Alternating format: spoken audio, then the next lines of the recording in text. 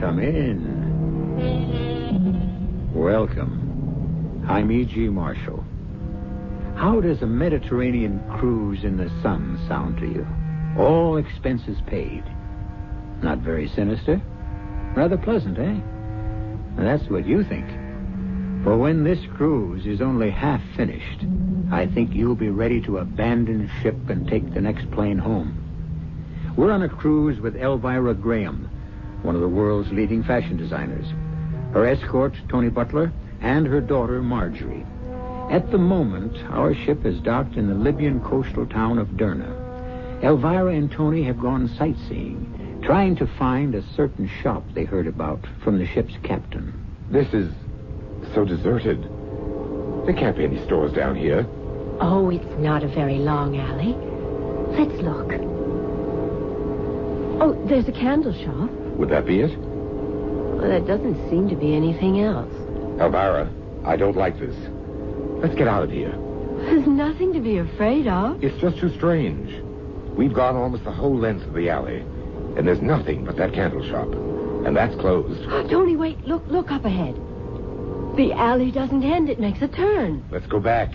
Captain Miller said the store didn't really exist, and I believe him. We can at least look. Come on. Tony, look! There it is!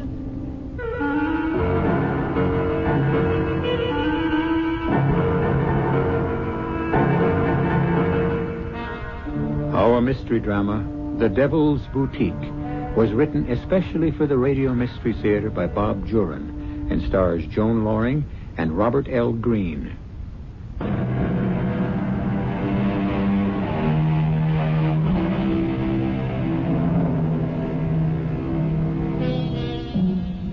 Elvira Graham found the Devil's Boutique, and that was her greatest mistake. She found it on a sunny afternoon in Derna on that Mediterranean cruise. And what happened after that, well, Tony Butler will have to tell us. A year has passed since that fateful afternoon, and at the moment, we're in the office of Lieutenant Morgan, 31st Precinct. Come in, Mr. Butler. Sit down. Thanks. Sergeant McKay says you can identify the body, the lady of the earrings. Yes. Oh, good. We'll go right down to the morgue and... I don't have to see her, Lieutenant. I know who it is. Well, a viewing is absolutely necessary, but we can do it later. Who is she? Elvira Graham. Was she a friend of yours, a relative? A friend. Elvira Graham. We put her age at about 50. If you'd seen her in life, you'd have thought she was 30. But you were close. She was 52. I'd appreciate your giving us a statement, Mr. Butler. Tell us all you can about her. Cause of death was drowning, no marks on the body. We have it down as suicide, but we still can't rule out murder. I'll make a statement, but would you do me a favor? Keep it out of the press. Well, it's already news, Mr. Butler. I know that. It was the item in the paper that brought me in here. Ordinarily, with an unidentified body floating in the river isn't that much news, but a nude woman in earrings and fantastic lipstick. That's why I know without the shadow of a doubt it's Elvira Graham. And that's why I wish you could keep what I'm about to tell you out of the papers. Well, I'll do what I can, Mr. Butler, but well, they don't have to know every detail. We'll have to release her identity, though. Yes, I see that. A lot of people are wondering what happened to Elvira Graham. And now they'll know. But the woman suffered enough. Yeah, she won't suffer anymore. No, I guess not. She was admired, hated, adored, despised, envied. You say you're a friend. She has no relatives? Only a daughter. I'm here in her stead. The daughter's name? Marjorie. Marjorie Graham. Well, just relax and tell us all you can about Elvira Graham. I'll ask questions later. Elvira Graham was a fashion designer. At her peak, the best. And she had a knack of making sure that no one, but no one, ever looked better than Elvira Graham. It was almost a year ago, in June. She just had a showing of her fall line, and she, Marjorie and I, were starting off on a cruise to relax. I was her escort of the moment. Roger! Bye! Bye!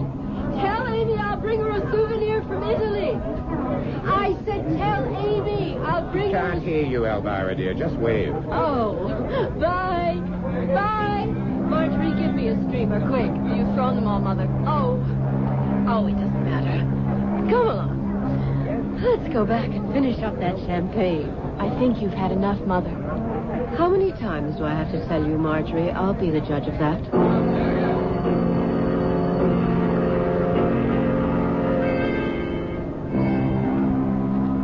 Oh, I'm exhausted. Pour me one more, Tony. Thank heaven Marjorie's gone to her own cabin. She is so tiresome sometimes. Do you think I've had too much champagne, darling? Be honest. Well, you do want to look your best at the captain's table tonight. Sweet, sweet Tony. You have such a knack. For what, I'm not sure yet, but a knack. You're absolutely right. You drink this. I'm going to take a nap. I think I'll go up on deck for a while. Tony, Hmm? do you think that dress Charlotte Remsen was wearing made her look slimmer? Maybe a little taller? Definitely. You designed it that way. Yes. Made her look almost too attractive, I think.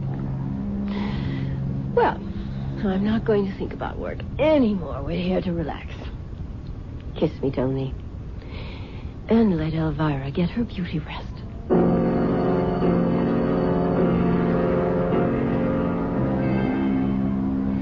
Marjorie, I thought you were in your cabin. Oh, it's too exciting to stay down there. What's Mother doing? Napping. Of course, I needn't have asked. Marge, why do you stay so close to Elvira?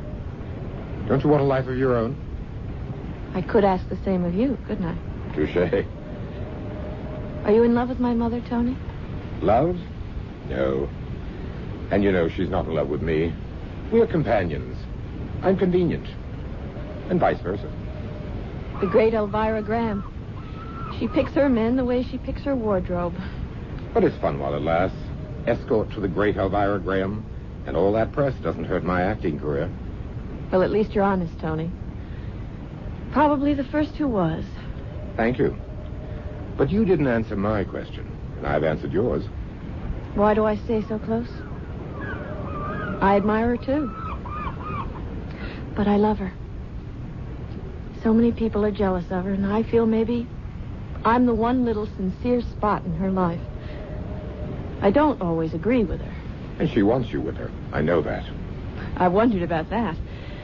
Why the glamorous Elvira Graham wants her 20-year-old daughter tagging along. Ever stop to think she loves you? Yes, I think she does. And let's face it, you add to her image. Who would believe that anyone as young as Elvira could have a 20-year-old daughter? I've heard that before. Mother's always been vain. But lately, Tony, it's becoming more of an obsession. She's the acknowledged queen of fashion. What would you expect? She's putting it before everything else. She sold her soul to vanity. Such profundity from one so young. Don't laugh at me, Tony. I'm worried. I'm not laughing at you, Marge. But there's nothing we can do about Elvira's personality. We just live with it. Or what? Or leave it. And for the moment, it suits me to live with it. Come on. Why don't you take a nap, too? You want to look your best? We're at the captain's table tonight. How could I forget it?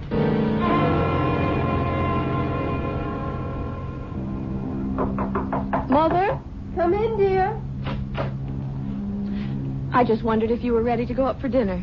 Tony and I have had a cocktail already. Yes, just about. But I see you're not, Marjorie. I am. That's why I came by. But, Marjorie, you're not going to wear that scarf with that dress. Well, yes, I am. Oh, no, dear. The dress is chiffon. It looks fine, but you don't cover a décolleté as low as that with a scarf. It's ridiculous. Besides, it's the wrong color. It should contrast, if anything. But I thought it was perfect. Perfect? Marjorie, I cannot understand how the daughter of Elvira Graham can be so insensitive to style. Doesn't anything rub off? Mother, We're dining at the captain's table. It may not mean anything to you, but it does to me. I disagree with you about the scarf, but I'll give in to your superior judgment. No, darling, you'll find it's always right. Now, hurry and replace that dreadful scarf with a string of plain, simple pearls, and change your lipstick. It's too bright. I'll meet you in the dining room. You do understand. I just want you to look your best. Well, you must always look your best, my dear. But never better than Mother.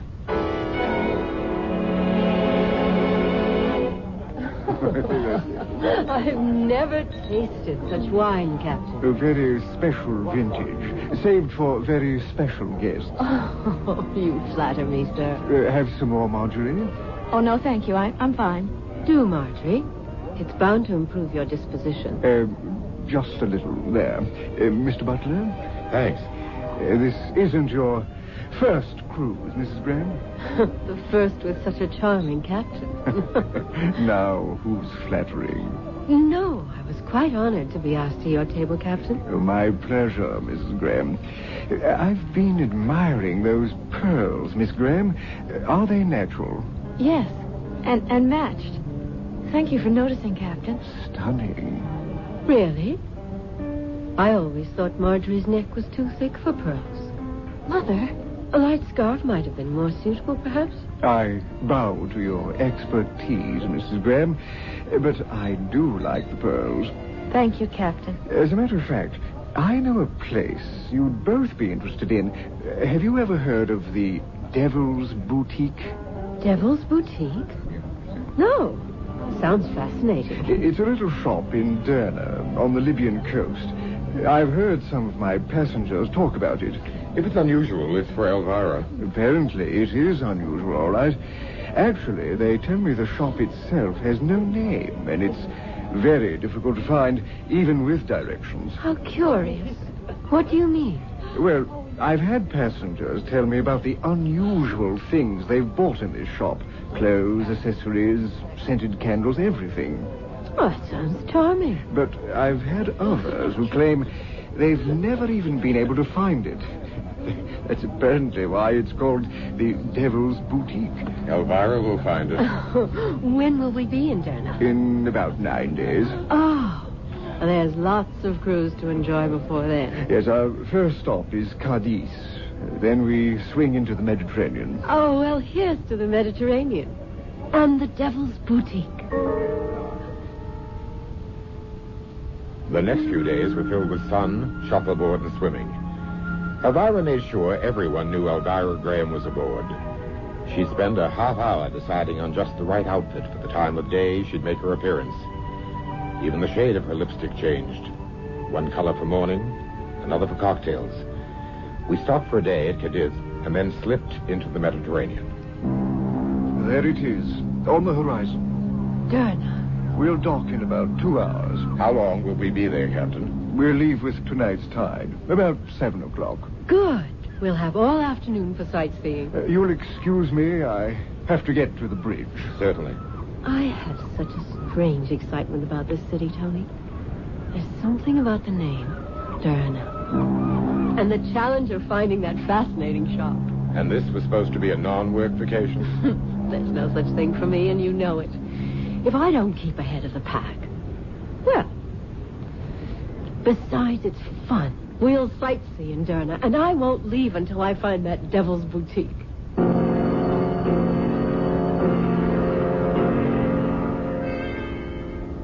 I can tell you one thing. You wouldn't catch me going near a place with a name like that.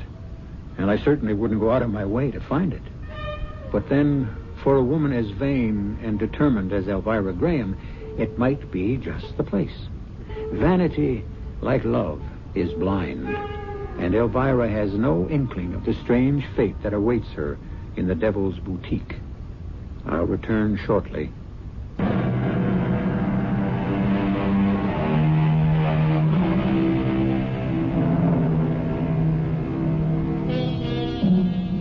Most women are particular about their appearance, which everyone should be. But with some, it becomes an obsession. Elvira Graham was pushed by an ego that demanded to be first, pulled by a vanity that demanded most of her attention. and both were responsible for her downfall. Marjorie, why aren't you dressed? We're going ashore. I'm not going, Mother. I feel like staying on the ship. Well, do as you like. Tony and I are going into town and find that shop the captain told us about. You go ahead. I'll be all right. I just don't feel like going. This is exciting. I've never seen a place like this. I wish we knew where we were going. The captain said follow the main street to the water well and then take the first alley on the right. If it's that simple, how come some people couldn't find it? They didn't want to find it badly enough. Come along, Tony. Why don't we just stroll and enjoy the sights on the way? Time for that later. Here's the alley. First right after the well. You're going down there? Of course. This is so deserted. There can't be any stores down here. Oh, it's not a very long alley. Let's look. There's a candle shop. Would that be it? Well, it doesn't seem to be anything else. Elvira, I don't like this. Let's get out of here. Well, there's nothing to be afraid of. It's just too strange. There's nothing but that candle shop, and that's closed. Well, maybe we could knock and ask. Somebody might be in the back. I think we better get out of here. Oh, I hate to just... Wait, Tony, look. Up ahead. The alley doesn't end, it makes a turn. Let's go back. But we can at least look. This is crazy. There wouldn't be a store hidden back there. Captain Miller said it was hard to find, and it's probably worth it. I can't imagine why. Tony, look! There it is. There it was, just ahead of us. The windows of a quaint boutique, dimly lighted. And in the window, belts, dresses, slacks, scarves, accessories, beads. Elvira literally jumped with joy. Tony, we found it. And it's open. Come on. Oh, look at the things in this window. Tony, that belt. It is different. It's fabulous. I could design a whole suit around that. Let's go in. The captain was right. There's no name on it. There weren't on any of the shops in the main street either. Here it doesn't seem to matter. Fabulous. Just fabulous. Doesn't seem to be anyone around. I just want to browse anyway. Look at this jacket. There's not a seam in it. How do you suppose... Madame likes the jacket? Oh, yes. It is stunning. One of my favorite creations. You're certainly original. I've never seen styles even resembling these before. And no, I'm not copied. Everything here is quite original. Mrs. Graham is a designer herself. She knows how to judge quality. Ah, yes, Elvira Graham. I am honored. You know me. Anyone remotely concerned with fashion knows Elvira Graham. Oh. Is that not so? Well, yes, but I never thought here. You didn't think that in such a humbled, out-of-the-way shop, one would have heard of you? Well, frankly, no. I keep up with things, huh? And you are... My name is Arch. You don't mind if I look around? That is what my shop is here for, Mrs. Graham. If I can be of service, just call me. I will be in the back. Mm. Oh, I've stumbled onto a gold mine. What do you mean? Why, these styles. The man is a genius. But how many people know about him? No one who matters. So? None of this stuff has hit the market yet, and I'm going to introduce it. You can't take it all back with you, dear. Ah, yes, I can. In my sketchbook. Tony, darling, you're looking at Elvira Graham's newest collection. You're going to pass the stuff off as your own? Of course. Who's going to know the difference? You have found something to your liking? Everything. It's impossible to choose. I'd like to bring my daughter back to see your place.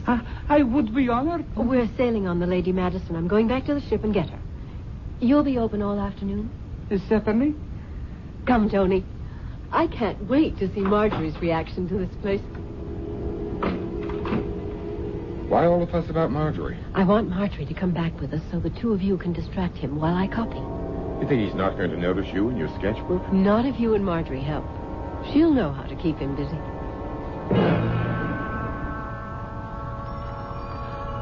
Mother, this is unbelievable. I told you it was sensational. I just wish there were other customers around. Now, you know what to do, Marjorie. Yes. I don't really approve. But I'll do it. What'll I do? You stay with me, Tony. You can cover me. Mrs. Graham, you did return. Yes. This is my daughter, Marjorie. I am charmed, Miss Graham. How do you do? This is Mr. Arch, the fabulous designer. Marjorie's interested in a pantsuit. She wants to try on a few things. Tony and I'll just browse. As you wish. This way, Miss Graham. I have a few styles here I think might interest you. Well, just stand close, Tony. We'll pretend we're looking closely at these things, and I'll get my sketches. Well, Marjorie, did you find something you liked? I'm taking this blouse. I decided against a suit. Oh, it's very attractive. Well, we must be on our way. We're sailing this evening. Mrs. Graham, did you get all the sketches you need? I did jot down an idea or two. I hope you don't mind. I mean, imitation is the highest form of flattery or whatever. Is that exactly ethical? Oh, Mother. Well, perhaps not, Mr. Arch. I shall tear them up if you feel that way. No. I didn't say I minded. Perhaps we should leave. Tony, Marjorie. One moment, Mrs. Graham. Yes? Please, no hard feelings. I should not have mentioned the subject. After all, I am flattered by your very presence. The great Elvira Graham in my humble shop, huh? Would you accept the token of admiration? Well, I don't quite understand. Have you ever seen anything as exquisite as this? Mother, how beautiful. Wow. Oh, they are expensive earrings, but surely you're not suggesting You that would honor me by accepting them. This is most extraordinary and generous, Mr. Arch, but I don't see how I could possibly. You do me a disservice, Mrs. Graham. I insist. Go ahead, Elvira. It's an unusual gesture. Well, thank you. I wrap them for you. I'll be right back. You ought to accept kindness with a little more grace, Elvira. But he took me so by surprise. I mean, right on the heels of accusing me of spying. He didn't exactly accuse, Mother. Well, I don't embarrass easily, but that was one of the times. Here he comes. Well, here you are, Mrs. Graham. There is no one on whom they will look better. Good day, Mrs. Graham, and bon voyage.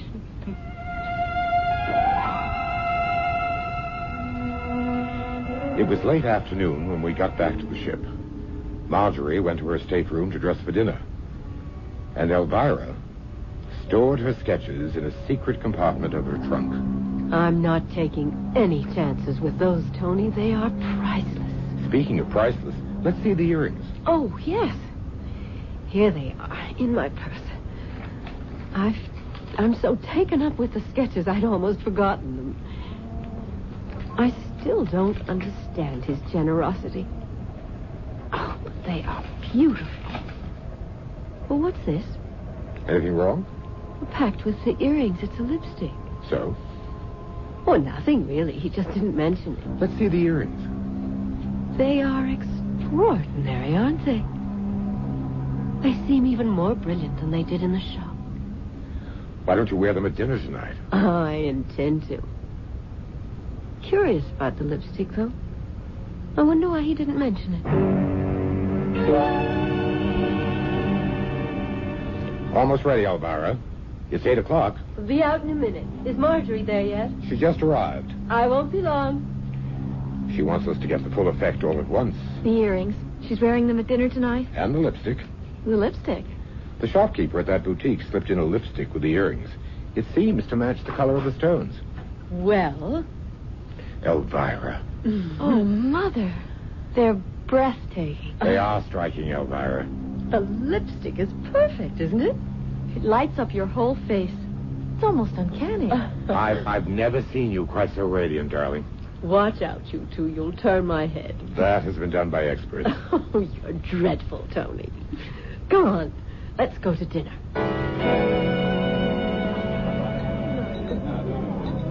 You're turning heads, darling. Everyone's looking at you.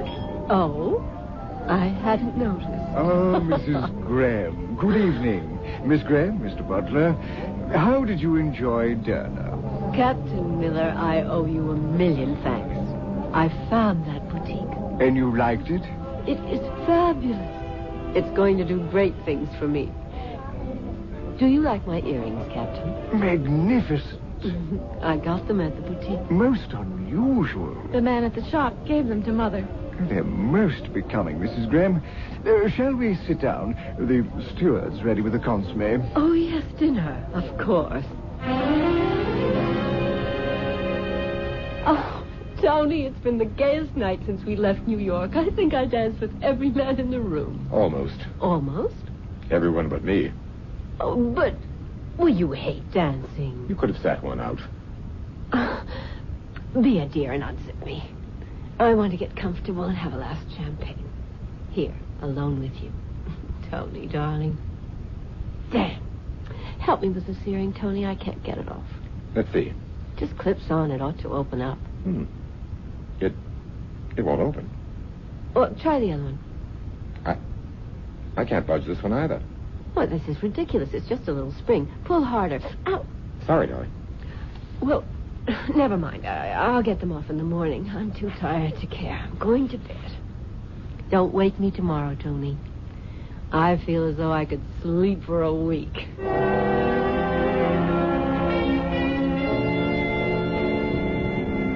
Good morning, darling. It's morning already.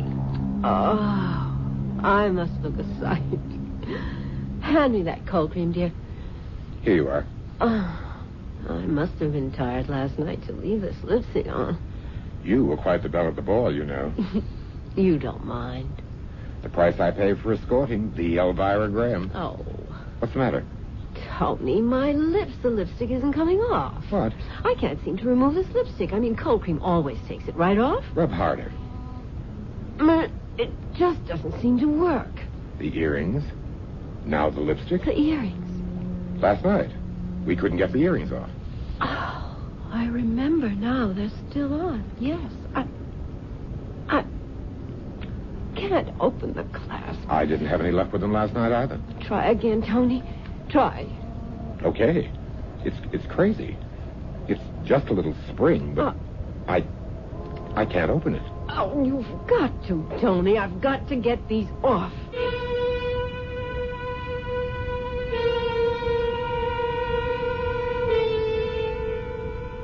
I told you I wouldn't go near a place with a name like the Devil's Boutique. You never know what you're in for. The earrings and lipstick the little shopkeeper gave Elvira were beautiful, all right. And she was immediately attached to them. Wouldn't you say? We'll see what happens next when I return shortly with Act 3.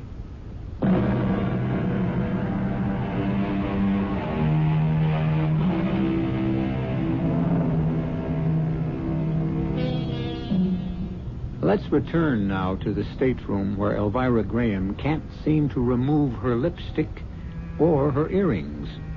2 items she was given by the proprietor of that quaint little shop in Derna. You know, the one with that odd name. I've got to get them off, Tony. I can't be seen in the morning wearing these.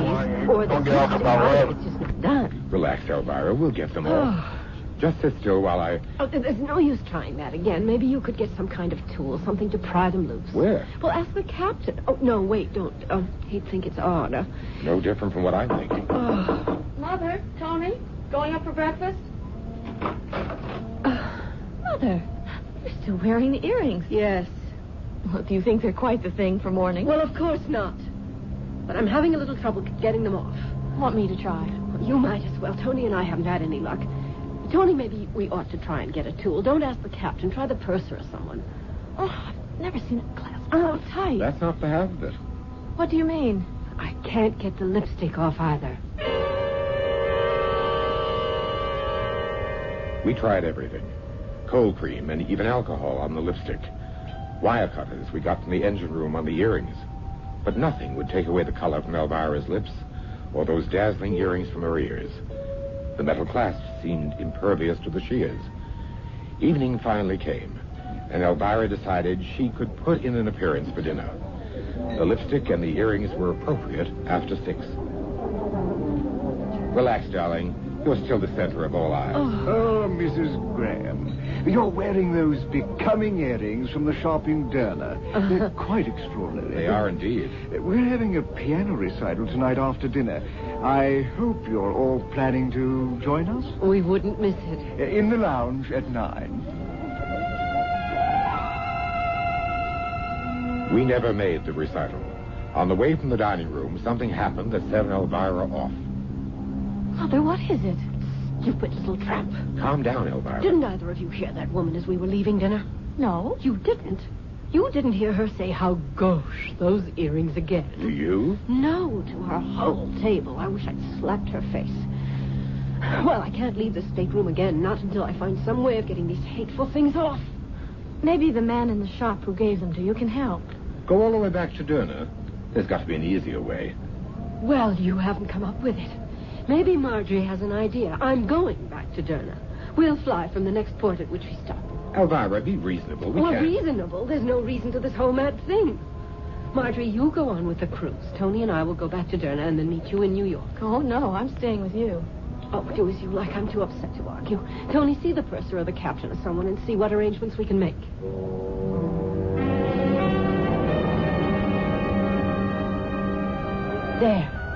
There's the window.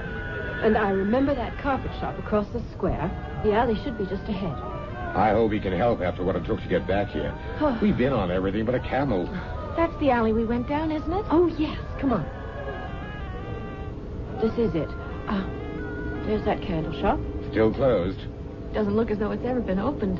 Tony, Yes, I see. That's strange. the alley ends in a wall. But it turned off to the left the last time we were here. That's where the shop was. An absolutely dead end. How could they have put up a wall? We were here only 3 days ago. This isn't a new wall, Elvira. Look at it. What? It's hundreds of years old. But this is the alley. We came down and it branched off and we found the shop. I wasn't dreaming. You were both with me. Tony, this is frightening. Well, there's another way in, another alley. I've got to find that shop.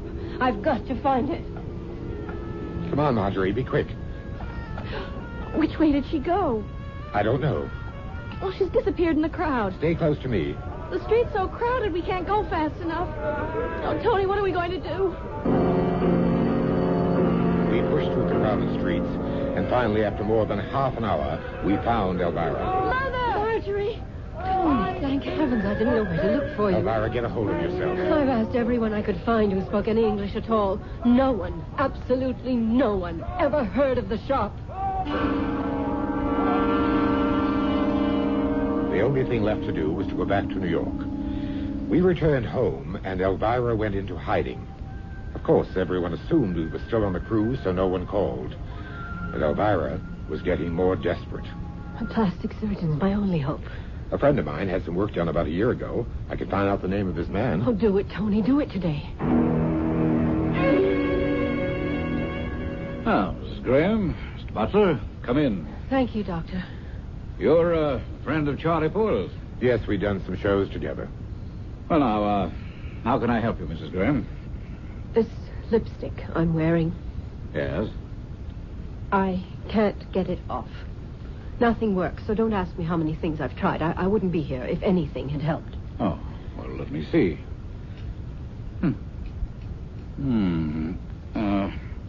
I'm just going to scrape your lower lip a little. It won't hurt. Yes, the color's embedded in the lip tissue. Seems to be a dye. Is there anything you can do? Well, I could try bleach. It would be uncomfortable for a week or so, but probably effective. Do it. I'll do anything to get out of this clown makeup, but that's only part of my problem. There's more. Take my bandana, Tony. Those earrings, Doctor. They won't come off either. They're clasped completely around my earlobe. How long have you had this condition? It's been almost a month. I got the earrings and lipstick in a little shop in Libya, and frankly, they are bewitched. I know that now. Hold still a moment. Yes, the lobes are beginning to swell. And we'll have to work on this.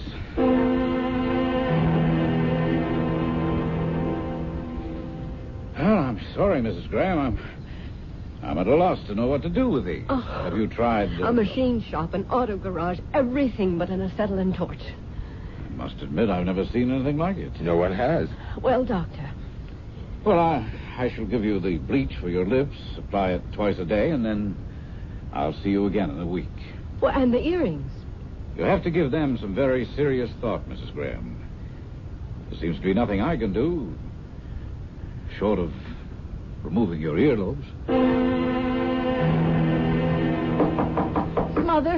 Mother, please answer me. Leave me alone, Marjorie. What's the matter, Marjorie? Oh, Tony, thank God you're here. Mother won't come out of her room. She locked herself in hours ago. There's no harm in that. She's going through hell. But I want to help her. You can't help her. All we can do is to be here if she wants us. If she wants to be alone, let her. That bleach isn't helping her lips. It just makes it harder for her to talk. They're as bright as ever. This morning she came out for breakfast.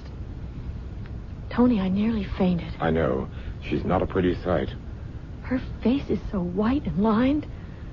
Those colors just scream at you.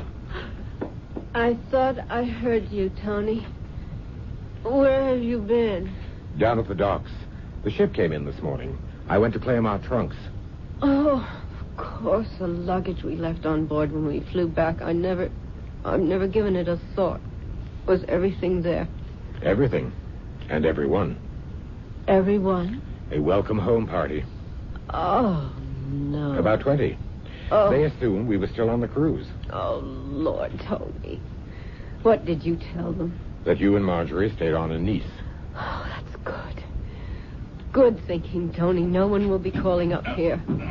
Oh, here are the trunks. Just put them anywhere for now. There's the one I'm interested in. Here you are. And this is for you. Oh, yes, I'd almost forgotten. What are you doing, Mother? My sketches. I may be in hibernation, but Elvira Graham isn't through yet. I'll fix that demon. Oh, yes, here they are. What is it, Elvira? Oh. Oh, no. No. Mother? What the... No wonder. Tony, they're blank. Absolutely blank.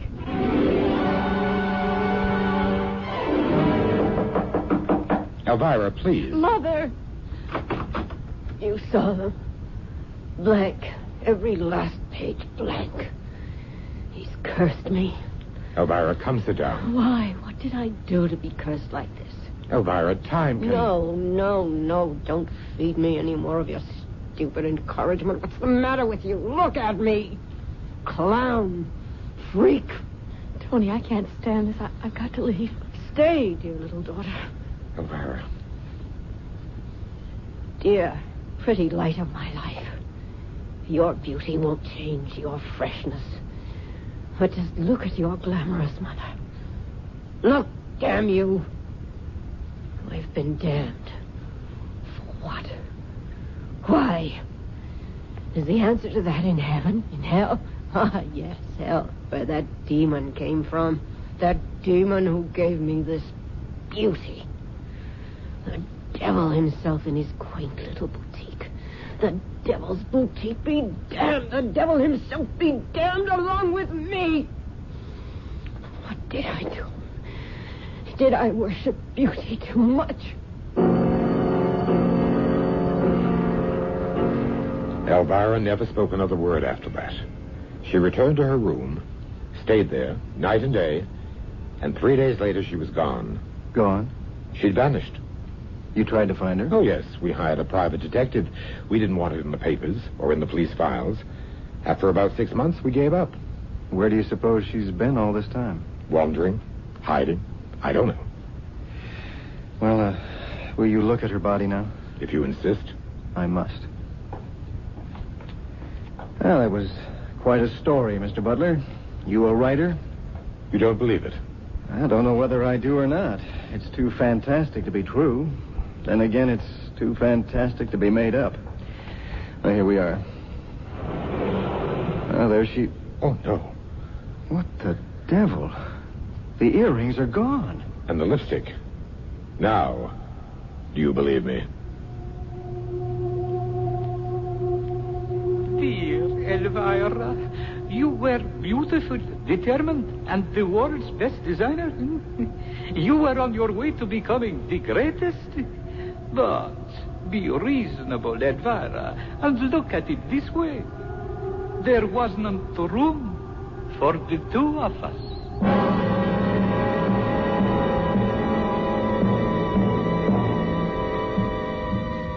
There's nothing wrong in being beautiful to other people. It's when we start becoming beautiful to ourselves that we're in for trouble. Elvira's life wasn't a total loss. Considering her personality, she ended up in pretty good company.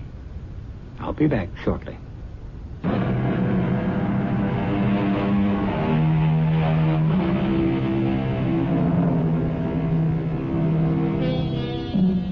I hope you won't think unkindly about the fashion world because of our play. Those worthy institutions strive to keep us looking our best and do a wonderful job of it. Where would we be without them? In jail for indecent exposure, no doubt. But I would like to leave you with a friendly suggestion. The next time you buy a lipstick, jewelry, a garment, be sure there's a label on it. Be safe.